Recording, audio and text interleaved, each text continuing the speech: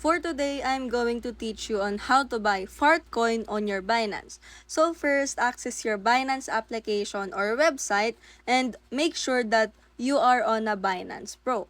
And after that, you will navigate to trade section and click the BNB/USDT on the top right corner. And once you click in, utilize the search bar for searching the Fartcoin. And after that, navigate to the futures section. And once you're in, you will see the BCH/USDT perp.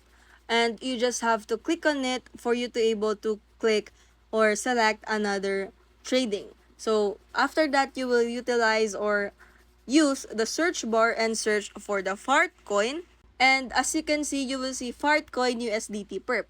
Just click on it and you will see right here the limit. You just have to click it on limit and indicate your price. And after that, you will select or you will tender an amount of how much Fartcoin you wanted to buy. And once you tender an amount, you just have to click the buy long for you to able to buy Fartcoin in that specific amount and price. And that's how you buy Fartcoin on Binance.